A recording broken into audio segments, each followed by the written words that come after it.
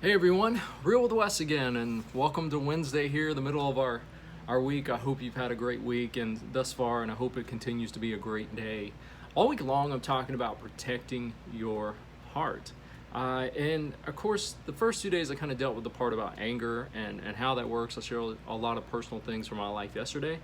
Today, I want to deal with the part of, though, that what can happen to our heart over time if we keep focusing on certain things, if we keep letting certain things overwhelm, in comparison, overwhelm from the Word of God at the end of the day, and what the Spirit of God is continuously impressing on our hearts is what it is. We can become callous towards certain things. We can become hard-hearted, as the Bible talks about. It talks about that over in Hebrews 3 and 4. Harden not your heart. And the biggest thing you can in one regard harden your heart to the wrong things, and harden your heart to the right things. And so what does that mean? Also being sensitive to those things. We're talking about Proverbs 4:23 all week long, and I'm just kind of centering up on that. Guard your heart above all else, because it determines the course of your life. And so what gets in our heart and what we allow our heart to be exposed to, and when I say heart, let me talk about, it's more your belief system. What is shaping your belief system? What is shaping what you really believe? Because it's going to navigate your life. And so right now we're in a time and a season more than ever, we got to be careful what's shaping our belief system and what we continuously expose yourself to. So what am I dealing with today? How to not let your heart become hard and cold. And you can become hard and cold with viewing so many things, so much hate going on right now, so much division going on right now, so many opinions, so many this, so many that you can become so consumed with it that it just drowns out the Word of God, and it chokes out the Word of God, and it brings up fear on the inside of you. It brings up depression, it brings up hopelessness, it brings up anxiety all the time, and you can live in this place of chaos is what ends up happening if you don't learn to watch with your heart. But what does that actually do? What am I trying to center up? One of the effects, it'll make you really cold and callous. And what'll happen, especially as Christians and people of grace, will stop being gracious. We'll stop being loving. We'll stop being forgiving. We'll stop being sensitive to people. We become harsh with that coldness. We become extremely judgmental. We become very mean-spirited and mean-hearted is what can happen in this moment. What is all those indicators of? My heart's getting hard. My heart's getting hard to the things of God. My heart's getting hard to the love of God, and I'm becoming cold and callous towards humanity. How do you fix that, though? What do you deal with that? Spend more time in the Word.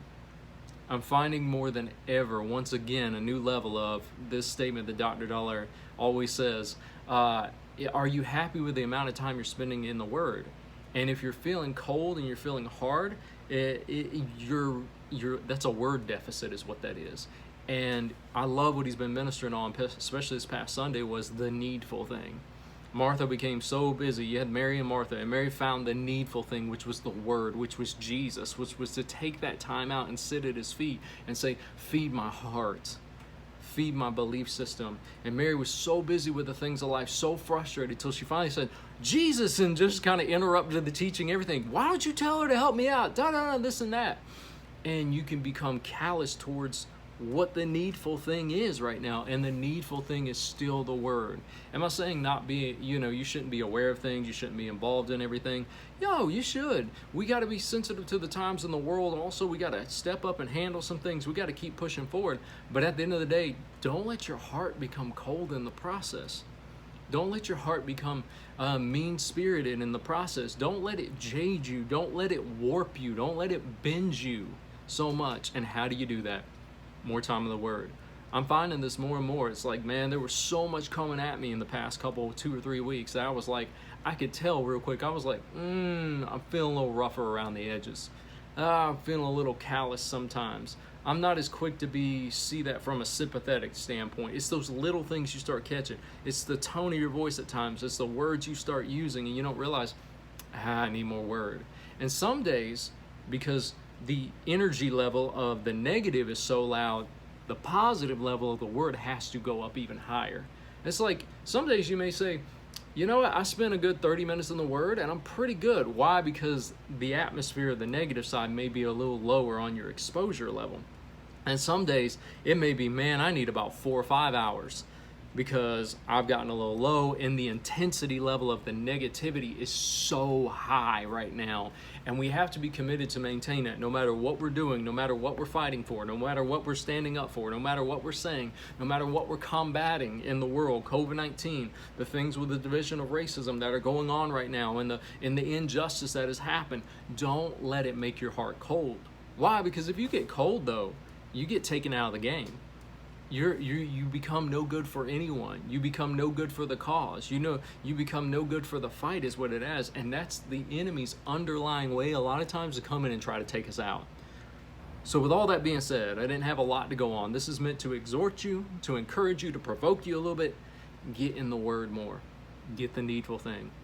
There is so much stuff with just World Changers alone where we have been doing as ministers. I see messages coming all the time. We got 9:30 phone calls with me. You got 3 o'clock in the afternoon with me right here, Real with Wes. You got Pastor coming on at 10 a.m. every morning streaming there. You got Pastor Taffy that did a wonderful message this morning about equality, man. And it was just, once again, she showed how much she knows more than probably all of us. And she does it in the most humble way, but she does it with such strategic, such rightly dividing the word, such accuracy that I see.